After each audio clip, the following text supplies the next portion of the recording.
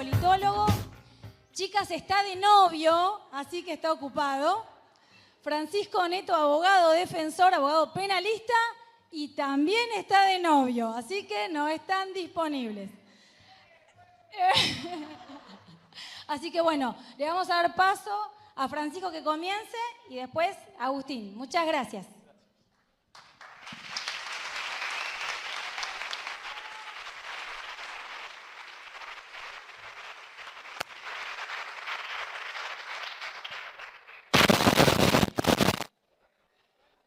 Un atentado. Buenas tardes, ¿se escucha? Bien. A ver, primero, algo para tener de referencia. Yo no los quiero aburrir, por ahí me pongo demasiado técnico, pero...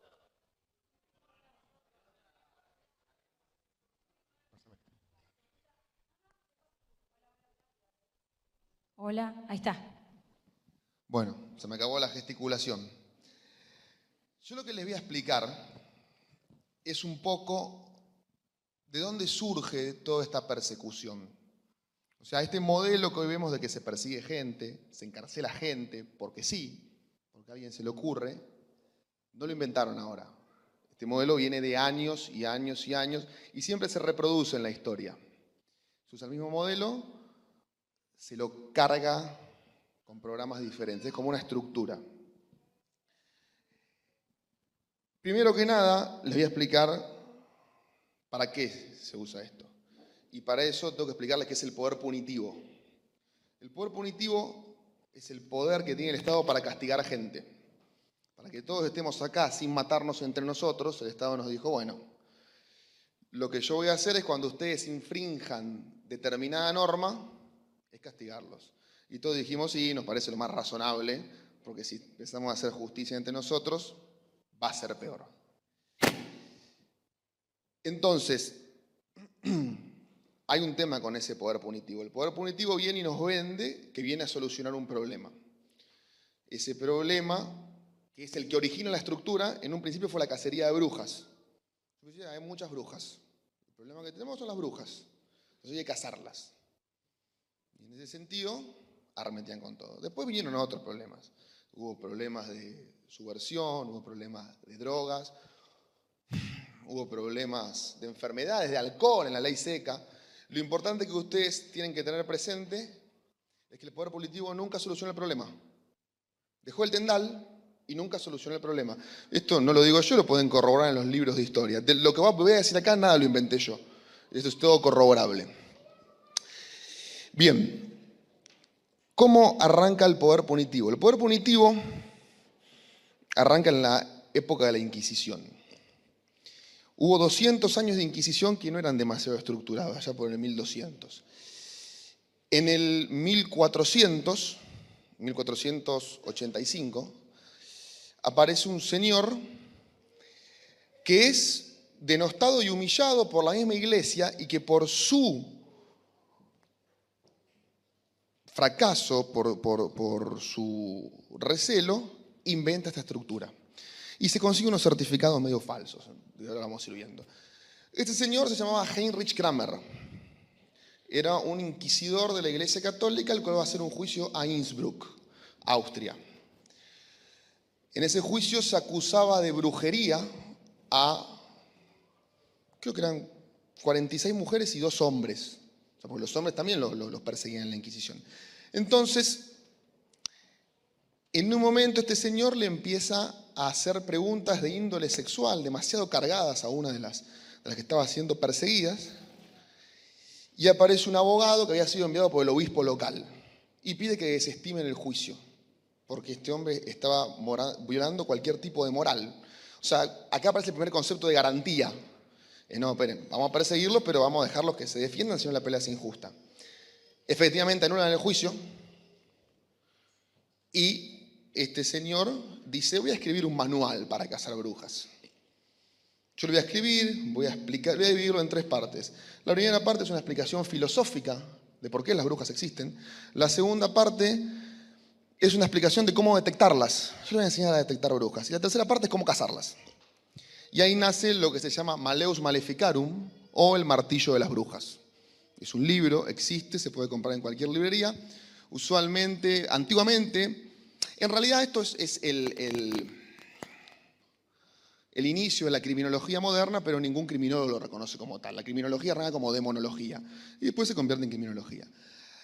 Bien, primero estaban en las estanterías de libros de derecho, de criminología, después terminó por estar, hoy se consigue en la versión en portugués y la versión en español se consigue en la sección de libros de ocultismo, pero es un libro que es básicamente criminología. Bien, entonces, ahora vamos a empezar a ver los paralelismos. Este hombre, ¿qué dice? Dice, mira, como primera medida, nosotros necesitamos antes. ¿Y qué busca hacer el Estado?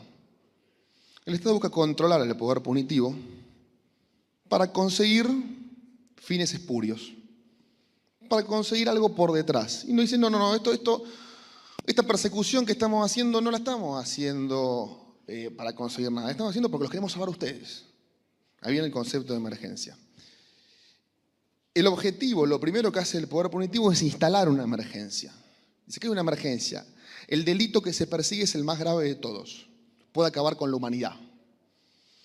La Inquisición se le cargaba con todo tipo de culpas a un grupo de personas que no quedaba muy en claro si eran o no eran culpables, la forma en que se extraía la confesión era un poco extraño. Y bueno, después hubo otras emergencias, yo sí me pongo la misma, la última, la más cercana, la de Enrique Peña Nieto en México, el combate a la droga. Si uno va a México, la droga sigue en México. Y hay muertos combatiendo la droga y la droga sigue en México. Y lo que nos convoca, nos están matando. Yo le preguntaría, ¿a vos cuántas veces te mataron? Lo segundo que diría es, bueno, nos están matando, perfecto, ¿qué vamos a perseguir? Vamos a meter presos a los femicidas. Y aparece la primera contradicción. Vos decís, no, bueno, pero espera, para meter presos a los femicidas tiene que haber femicidios. Entonces, tenemos que decidir si queremos cazar femicidas o evitar femicidios. Son políticas diferentes. ¿Por qué son políticas diferentes? Porque el Código Penal no evita delitos. Si yo ahora sacar un arma y empezar a tirar, no parece el Código Penal se mete en el medio y los salva a todos. No. El Código Penal castiga al delincuente. Y para cuando ya castigó, hay muertos. Entonces, ¿cuál es el asunto? Por más que le pongamos 152.000 años de pena al delito de femicidio, el día que el marido se pone a discutir con la mujer, cuando le va a romper un florero en la cabeza, no dice, a ver, espera, mirá, con el florero capaz que zafo, vamos a romper. No, la mató. Entonces, esa es la explicación de por qué no sirve. Entonces, ¿qué quieren conseguir con todo esto? Bueno, ahora lo vamos a ir viendo. Pero ¿cuál es el primer punto? El primer punto es la instalación de una emergencia. También lo que se requiere, y ustedes fíjense, yo le hablé que el Maleus Maleficarum se dividía en tres partes. ¿Por qué existen las brujas? ¿Cómo identificar a las brujas en la comunidad? Y cómo cazarlas. Bien. ¿Por qué existen las brujas? Una explicación filosófica. La misma explicación del patriarcado. Le empiezan a explicar a uno que la mujer es perseguida y que no llega a los puestos jerárquicos. Y no sé, tuvimos una presidenta de la nación, tenemos juezas en la Corte Suprema, juezas en casación, la presidenta del Fondo Monetario Internacional es mujer. Entonces uno empieza a decir, bueno, no, esto así no es. Bueno, está bien, pero la justicia es patriarcal. Acabo de ver un fallo, que lo anoté, porque no me voy a acordar por supuesto de la carátula y demás, pero un fallo de acá está identificado, porque como es un tema de familia, está identificado con las siglas, pero es ZPE con DDQJ sobre violencia de género, donde va un hombre y dice, mi mujer me pegó, y excluir al hombre de la protección contra la violencia es una discriminación, no solo al hombre, a las autopercibidas. Los jueces que dijeron, citaron la discusión parlamentaria de la ley 26.485, la de protección integral contra la mujer, que dice que esto es discriminación positiva. O sea, en el Congreso cuando se debatió el tema dijeron, sí, es discriminación positiva. Y acá hago un paréntesis, porque por ahí es necesario aclararlo. Nos han llevado a un punto tal de locura que es necesario aclarar esto. ¿Está mal que le peguen a una mujer? Sí, por supuesto, está mal que la maten y que la violen. No es ningún cambio cultural, ya lo sabemos todos eso. Pero lo que también está mal es que empecemos a meter gente presa a dedo. O sea, yo hoy comentaba y digo, yo no sé cómo terminé parado del lado de lo bueno, porque mi trabajo es defender a los acusados. Pero se ha llegado a un nivel de desenfreno tal por meter gente presa, que bueno, la gente dijo, no, bueno, pará, tiene que haber una mínima garantía. Entonces íbamos a esto de instalar la emergencia. Y acá se instala una emergencia. Se instala, por ejemplo, la emergencia de los abusos. Y uno dice, bueno, doctor, pero a ver, los chicos vienen y dicen, mi papá me abusó. Sí. ¿Y usted cómo sabe que dice la verdad? Es la primera pregunta. No, bueno, porque el psicólogo vino y nos contó que el chico dijo eso. ¿Y qué método usó el psicólogo para saber eso? El método de la psicología del testimonio. ¿En qué consiste la psicología del testimonio?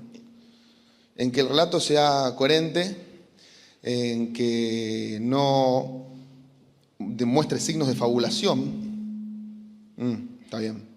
Si yo vengo y les cuento que yo fui campeón de lanzamiento de bala en Atenas 2004, ¿es coherente? Y la verdad que no tienen motivo para no creerme. Bueno, ahora no, es mentira. Si yo vengo y les cuento que recién con Agustín llegamos en una Ferrari, ¿estoy fabulando? No, le estoy mintiendo conscientemente. Y entonces aparecen una serie de elementos acá que lo trae a cuento, lo explica el Tribunal de Casación bonaerense y lo explica la Corte Suprema de Nueva Jersey, que es el concepto de pseudomemoria coconstruida. Es decir, que un menor, a partir de un hecho vivenciado y de la influencia de un mayor, puede construir un recuerdo. Por eso pseudomemoria y por eso coconstruida, porque se construye entre dos. Y el psicólogo no lo puede diferenciar. Pero acá se mete gente presa con la prueba psicológica, con la pericia psicológica. Esto es parte de esta demonización hacia el hombre. Entonces, acá tenemos una emergencia que se instaló, que es hay que parar los femicidios, hay que parar los abusos y hay que parar las violaciones, la discriminación contra la mujer, y con eso vale todo. Se barre con todo, se barre con toda garantía. Hay un caso muy famoso en el cual un futbolista es acusado de haber abusado de la sobrina, de haber violado a la sobrina. Yo fui el defensor de él. La nena dice que sí, que efectivamente la violó, acceso carnal. Uno va a la pericia del cuerpo médico forense, que todavía me acuerdo, está en foja 83 de la causa, y dice que la nena tiene himen anular e intacto, y el señor está preso. Y cuando uno se defiende y dice, no, bueno, pero a ver, uno dice, no, a ver, si el cuerpo médico forense dice esto, evidentemente no hubo acceso carnal por vía vaginal, pudo haber sido por vía oral. Está bien, pero yo no me defendí de eso. Es otro principio que se viola, el principio de congruencia. Uno tiene que ser condenado por lo que es acusado. Yo no puedo acusar a alguien de haber matado a una persona usando una 9 milímetros y cuando lo encontramos con un agujero de 45, decimos, no, bueno, tiró con una 45. No, pará, yo me defendí de la 9. Entonces, esas son cosas que se van avasallando con toda esta emergencia y empiezan a introducir, darle el poder a alguien. Darle el poder, que son estos grupos feministas que están detrás de todo esto. Ahora vamos a ver para qué quieren el poder. Es más, hay una cuestión que es muy llamativa. Yo les voy a explicar, por ejemplo, otra cosa que decía Maleus Maleficarum, o el martillo de las brujas. Decía, bueno, el crimen que provoca la emergencia es el más grave de todo y su frecuencia es alarmante. Esto se decía en la época de la Inquisición o en cualquier persecución. Ustedes fíjense hoy que hoy prenden la televisión y ven un femicidio, mató a la mujer, abusó, le pegó, le tiró el pelo, un femicidio cada 30 horas. Mentira, no hay un femicidio cada 30 horas. La frase del femicidio cada 30 horas nace en el año 2017. Por una estadística de la Corte Suprema que dice que en el año hubo 273 femicidios.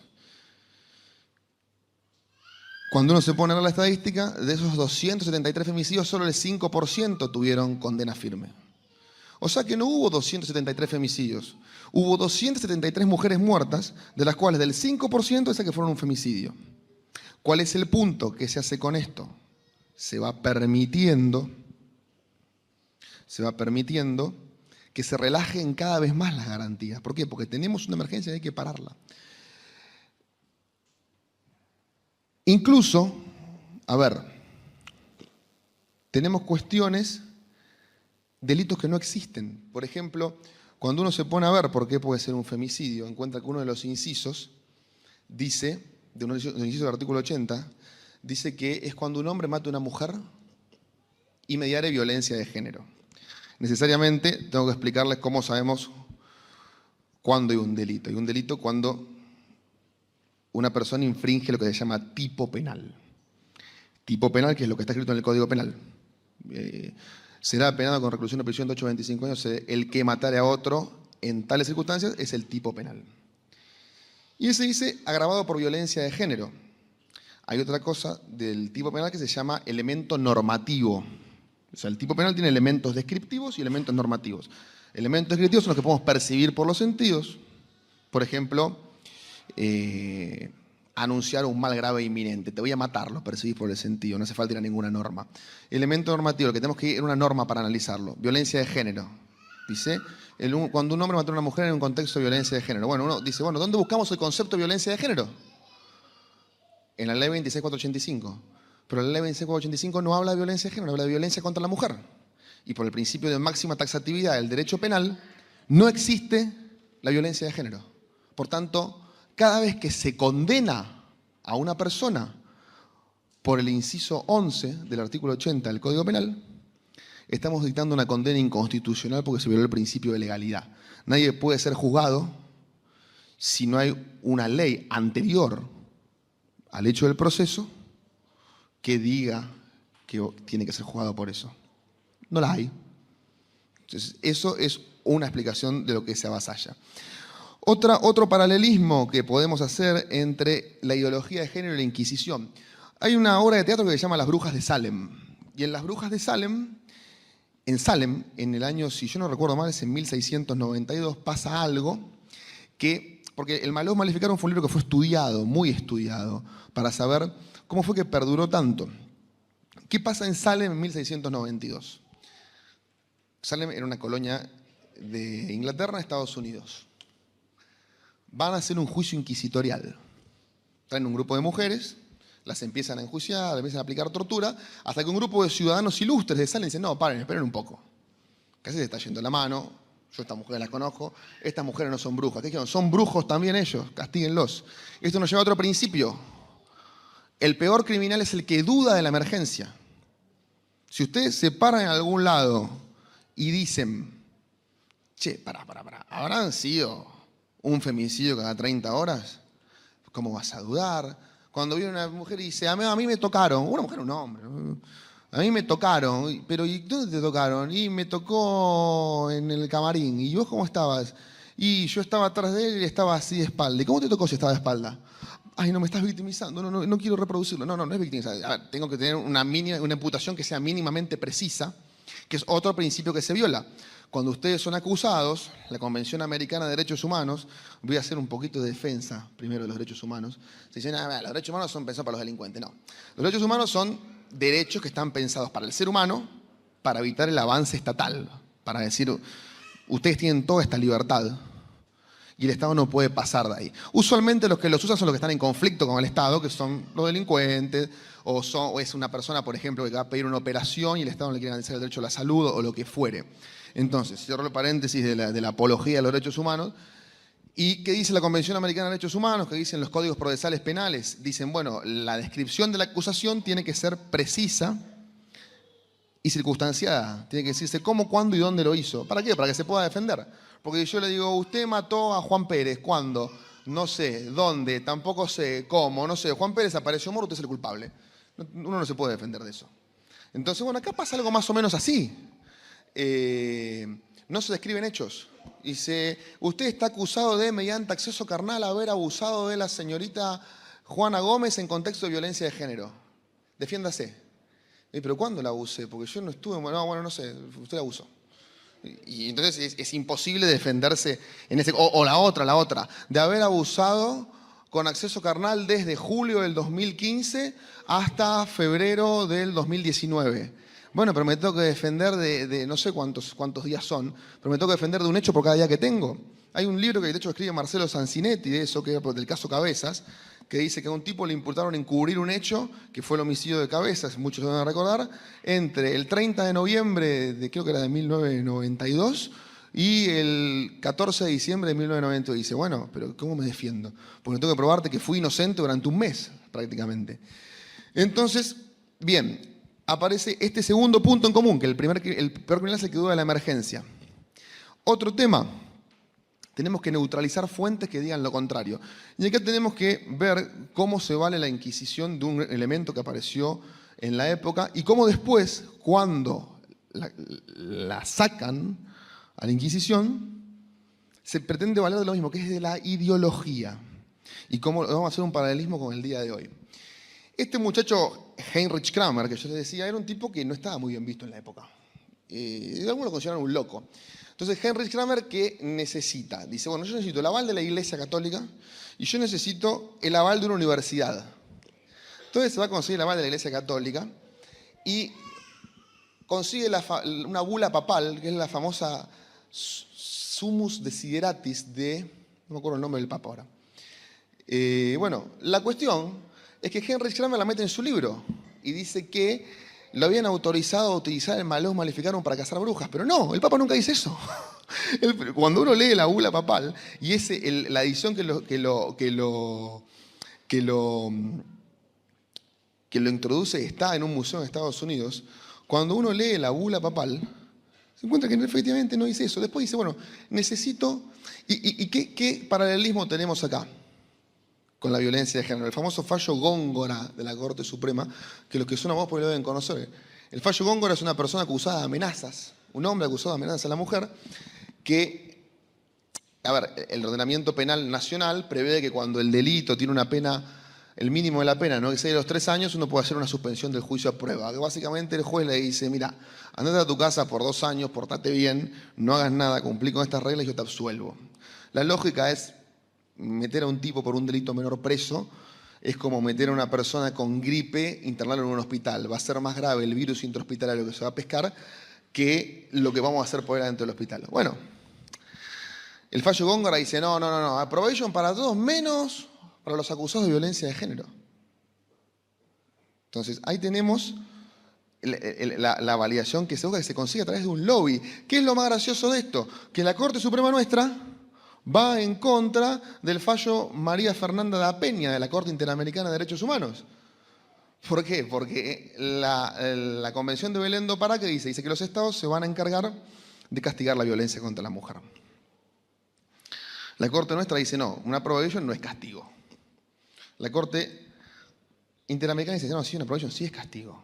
Una probation es un nivel de institucionalización de una persona menor que lo que es una pena privativa de la libertad. En lugar de controlarlo adentro de una cárcel, lo controlamos cuando está caminando por la calle porque la misma lógica que les expliqué, el tema del virus intrahospitalario. Entonces, aparece este tema. Después, un segundo punto, ¿cuál era? Era Malleus Maleficarum, el martillo de las brujas, necesitaba un aval de alguna estrella de la época. Alguien que dijera, bueno, esto va a ser, esto es válido, esto es así. Entonces, ¿qué hace Heinrich Kramer? Va y lo busca a Jacob Sprenger, que era un profesor de la Universidad de Colonia, en Alemania.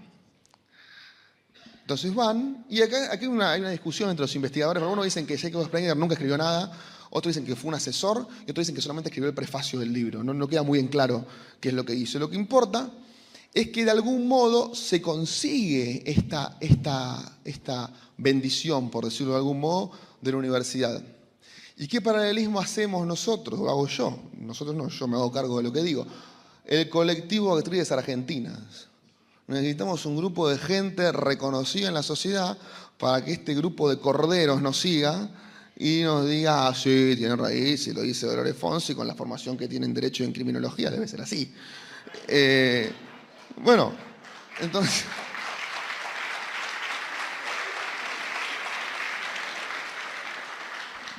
Y entonces, ¿qué vamos haciendo? Vamos acumulando poder. Ya tenemos el poder, porque hoy es así, ¿eh? Si tenemos el poder de ir a un tipo y decirle me violó. Y si las lesiones, no, bueno, no necesariamente el abuso sexual deja lesiones. ¿Cómo que no? No, pero para ver. Un día me llaman y me dicen, ¿querés acusar a tal jugador de fútbol? Acusarlo. ¿Qué pasó? Violó a una chica. A ver, tráeme la pericia. Me trae la pericia. Che, pero vamos a usar un nombre ficticio de la abogada, Juanita. Juanita, acá no hay lesiones. No, pero sí la violó. ¿Y cómo la violó si no hay lesiones? No hay ni genitales ni paragenitales. O sea, ni alrededor de los genitales ni en los genitales. No, lo que pasa es que en realidad la chica acababa de tener relaciones con el novio y justo él se levantó y la violó. Y la chica estaba lubricada. Y no tiene mucha lógica. Bueno, entonces ese tipo de cosas se dan y uno dice, che, estamos en peligro. Y el chico que está condenado, el jugador de fútbol está condenado. ¿Y cuál es el tema? Otro punto en común, la alquimia moral. ¿Qué es la alquimia moral? La alquimia moral es una falacia ad hominem. O sea, lo que es verdad y lo que es mentira depende de quién venga, nos diga y nos lo cuente. ¿Qué pasaba en la cacería de brujas? Agarraron a una mujer, le decían, ¿sos bruja? No. ¿Seguro? No. Mirá que tengo como una escoba volando. No soy bruja. Bueno, vamos a torturarla. Torturaban un poquito, gritaban, ¿sos bruja? No. ¿Sos bruja? No. De repente lo que se empezaba a reír de los inquisidores porque estaba loca en la tortura que habían metido. Decían, no, eso es Satán que se está burlando de nosotros, es bruja, quemémosla. Bueno, confesaba, era bruja porque confesaba. No sé, se moría, Satán la mató para que no se salve su alma. Entonces no había forma de demostrar que no eras bruja, porque tú vas a aguantar la tortura, seguir diciendo no soy bruja, iban a decir, le hizo aguantar la tortura, es bruja. Entonces acá pasa lo mismo, El caso Juan D'Artés fue un ejemplo. Esta chica viene y lo acusa de que la violó en un contexto un poco extraño, en el cual dice, sí, yo estaba recostada, él estaba encima mío. Y yo le decía, no él estaba encima mío, él me estaba haciendo un cunilingus. Y yo le decía, no, salí. ¿Por qué no te fuiste corriendo? Si no estaba encima tuyo. A no ser que tuviera alguna capacidad extraña para redoblarse, pero bueno. El segundo punto. Cuando golpean la puerta, entra una persona, pero ¿cómo entra? ¿Quién la abrió? Porque o golpeó, o estaba abierta y estaba abierta. Bueno, pero ponele que estaba abierta y es respetuoso, golpeó y entró. Y en ese momento, yo me levanto y me voy y él sale de arriba mío.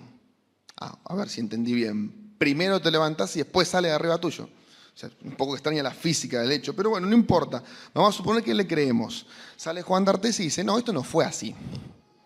En realidad sí vino, en realidad sí hablamos, y ella vino a mí y me dijo que estaba enamorada de mí.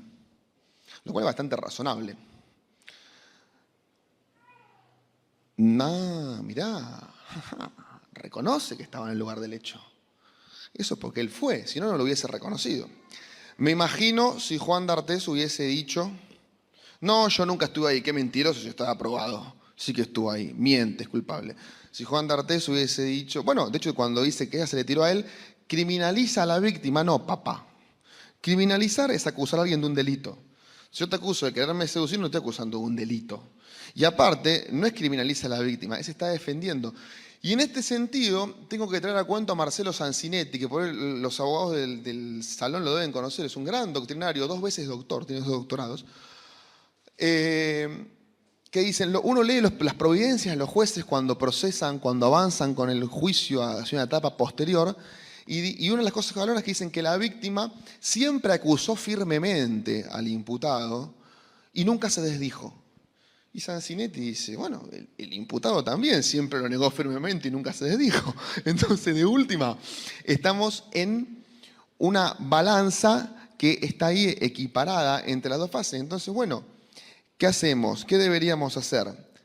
Y la lógica nos indica que apliquemos el principio de la duda. Cuando hay duda, hay que absolver. No. La nueva lógica nos indica que apliquemos la perspectiva de género. ¿Qué es básicamente la perspectiva de género? Agarrar la Constitución, pasársela por igual que uno elija y condenar cuando el acusado es hombre. Eso es la perspectiva de género. Porque dicen, no, bueno, porque la Argentina se comprometió a través de la convención. Es abandonar todo tipo de lógica, ¿no? Porque uno le dice, no, bueno, pero eso no es así porque lo dice la ciencia. No, bueno, pero la ciencia no importa. Bueno, eso no es así porque lo dice la teoría de la evolución de las especies. No, Darwin estaba loco. Esto no es así porque lo dice la Corte Suprema. Son 4 viejos carcamán. ¿Y qué es lo que importa? No, lo que importa es lo que decimos nosotros.